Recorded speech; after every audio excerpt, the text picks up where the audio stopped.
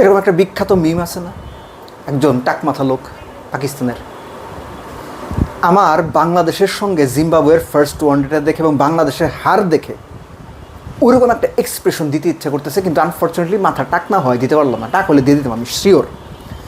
এবং রিসেন্ট টাইমে গত 2 দিন ধরে একটা ভিডিও দেখছি, আশরাফুল নামে এক স্ট্রাইকার একটা গোল মিস করে লোকাল ফুটবল, এবং সেখানে কমেন্ট্রি করছিলেন একজন, তিনি কিছু শব্দ ব্যবহার করেন, এই শব্দগুলো আমার ব্যবহার করতে ইচ্ছে করতেছে। জিম্বাবুয়ের সাথে আপনি হারছেন, কোনো অসুবিধা নাই, কীভাবে হারলেন? একটা প্রশ্ন তুলি আমি, সিরিয়াস প্রশ্ন, আগেও তুলছি।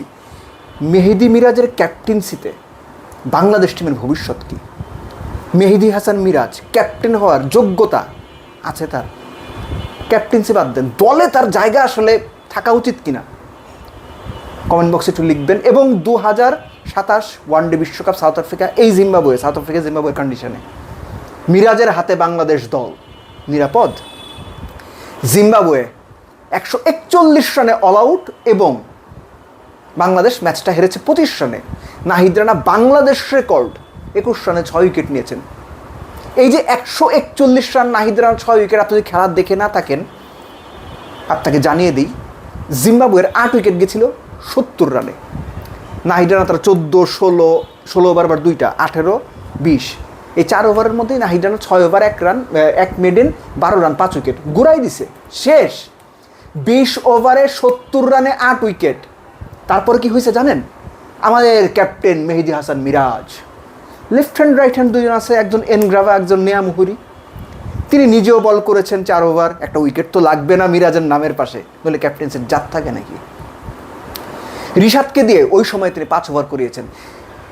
81 বলে 63 রান একটা পার্টনারশিপ গড়েছে জিম্বাবুয়ের 9 এবং 10 নম্বর ব্যাটসম্যান, একজন 33, একজন 27। ওই সময়ে উইকেট যখন পেস বোলিং বান্ধব, তাসকিন দুর্দান্ত শুরু করেছিলেন 2টো উইকেট নিয়ে, মুস্তাফিজও ভালো বল করেছেন। মুস্তাফিজে 4 ওভার বাকি রয়ে গেছে, তাসকিনের 3 ওভার বাকি রয়ে গেছে, মিরাজ তাদের বল করার নাই, তিনি রিশাদরে 5 ওভার করাইছেন ওই 81 বলের মধ্যে, মানে 13 ওভার সামথিং সময়ের মধ্যে, নিজে 4 ওভার করছেন। মুস্তাফিজ, তাসকিন এদেরকে 1-1 ওভার করাইছেন। নাহিদ রানা আনার পর নাহিদ রানা জুটিটা ভাঙছে। এই যদি হয় ক্যাপ্টেন্সি, এর আগেও এই ঘটনা ঘটছে, এটা প্রথম না, নিয়মিত এই ঘটনা ঘটছে, প্রতি 3 ম্যাচ পর গিয়ে দেখা যায় এই ঘটনা ঘটতেছে। সো মিরাজের ক্রিকেটিং সেন্স এখনকার যুগে এই দলের সাথে, যে দলের এইরকম ফিয়ারসাম বোলিং অ্যাটাক আছে, মিরাজের হাতে এই দল নিরাপদ। এই পেসারদের মিরাজ সঠিকভাবে ব্যবহার করতে পারছেন। আপনি আমার মনে করতেই পারেন আমি মিরাজের বিরুদ্ধে দাঁড়াচ্ছি, নো। মিরাজের হাতে বাংলাদেশ ক্রিকেট নিরাপদ না, ওর ক্যাপ্টেন্সিতে বাংলাদেশ নিরাপদ না, দলে মিরাজের, ওয়ানডে দলে মিরাজের জায়গা থাকা উচিত কিনা, এগুলো নিয়ে আমার প্রশ্ন আছে। এগুলো আমার প্রশ্ন, আপনি আমার সাথে একমত না হন কোনো অসুবিধা নেই।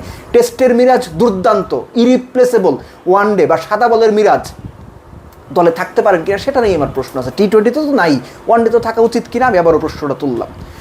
মিরাজের ক্যাপ্টেন্সি অ্যালাউ করেছে 9 নম্বর উইকেট জুটি, 9 আর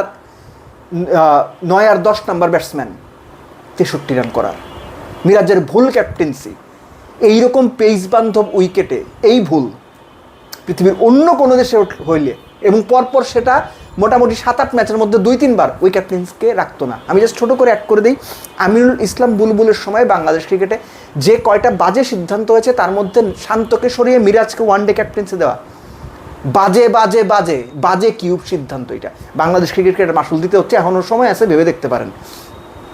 নাহিদ রানা, যেটা হয় নর্মালি অফ স্ট্যাম্পের বাইরে একটু short of lane, bouncer, yorker, 145, 48, 49 just গুড়িয়ে দিছে ভাই। আপনি যদি খেলাটা না দেখে থাকেন, হাইলাইটসটা অন্তত দেখেন। বাংলাদেশে এইরকম পেসার আমরা দেখবো চিন্তাই করি না কখন, জাস্ট ঘুরাই দিছে। 141 অল আউট হয়ে গেছে একটা টিম, 80 রানের মধ্যে তাদের আপনার 7 উইকেট ফালাই দিছে, 8 উইকেট ফালাই দিছে, আর কি চান আপনি? কিন্তু ওই যে ভুল ক্যাপ্টেন্সি খুব খারাপ জিনিস ভাই, আপনাকে হারাবে। বাংলাদেশ হারছে, এবং বাংলাদেশের ব্যাটসম্যানরা 141 চেস করতে গিয়ে যতই আপনার পেস ফ্রেন্ডলি উইকেট হোক, প্রথম 3টা উইকেট আপনি খেয়াল করেন, তামিম ফুল খেলতে গেছে, ডিপ ফাইন লেগে ধরা, সৌম্য শর্ট বল কাট খেলতে গেছে, থার্ড ম্যানে ধরা, শান্ত এক্সপেন্সিভ মানে লফটেড শট খেলতে গেছে, থার্ড ম্যানে ধরা। অর্থাৎ প্রথম 3 উইকেট 3 বাহাতি, 2জন থার্ড ম্যানে ধরা, উইকেটের পেছনে লং রেঞ্জে বাউন্ডারিতে এবং একজন ডিপ ফাইন লেগে, অর্থাৎ 141 চেস করতে গিয়েও মনে হচ্ছিল তারা 300 চেস করতেছে। একটু ধৈর্য, পরিস্থিতি মানিয়ে নেওয়া, উইকেট যাওয়ার পরে অন্তত একজনের সেটেল ডাউন করার চেষ্টা করে নাই, বরং তাওহিদ হৃদয় আর মোসাদ্দেক সৈকত মিলে, সোহান মিলে একটা 49 রানের জুটি করে কিছুটা চেষ্টা করেছেন পরিস্থিতি সামাল দেওয়ার। আচ্ছা, তারা আউট হয়ে গেছেন, তারপরে দায়িত্ব কার আসে? ক্যাপ্টেন মিরাজ, মোসাদ্দেক তো আগে ম্যাচ উইনিং একটা নক খেলছে, ক্যাপ্টেন মিরাজ কি করছে? বল হাতে একটা উইকেট তো পাইছে, এখন 8-9 নাম্বারের উইকেট, ব্যাটসম্যানের উইকেট পাইলে তো সেটা উইকেট। এই যে 141 চেস করে জিতাইতে না পারা 2027 বিশ্বকাপে এই ব্যাটিং লাইন আপ কতটা স্ট্রাগল করবে বুঝতে পারতেছেন? বোলিং লাইন আপ যতটা ভালো করতে পারবে বলে মনে করি, ব্যাটিং লাইন আপ ততটাই স্ট্রাগল করতে পারে, যদি না এখন থেকেই মাইন্ড সেট আপ ঠিক থাকে। এদের অ্যাবিলিটি কোয়ালিটি আছে। আপনি টেস্টে 2.5 দিনে ম্যাচ হেরে যাবেন, জিম্বাবুয়েকে 141 রানে অল আউট করে দিয়ে 25 রানে ম্যাচ হারবেন ভুল ক্যাপ্টেন্সের কারণে, এগুলো মানা যায় না, এগুলো জাস্ট আনএক্সেপ্টেবল, এবং এগুলো ক্রিকেট নামের প্রহসন। হারতে পারেন, আবারও বলতেছি, জিম্বাবুয়ের সাথে হারতে পারেন, কোনো অসুবিধা নাই, কিন্তু এত বাজে বাজে ভুল করে, একই ধরনের ভুল বারবার রিপিট করে ম্যাচ হারা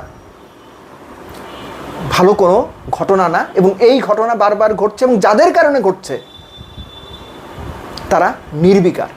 আর নির্বিকার থাকলে যে ফল হয়, প্রবলেম যখন ফাইন্ড আউট করে সেটা সলিউশন না করা হয়, সেই প্রবলেম দিনকে দিন আপনাকে আরও বেশি ব্যর্থতার মধ্যে নিমজ্জিত করবে। বাংলাদেশের জন্য দিনকে দিন সেটাই হচ্ছে।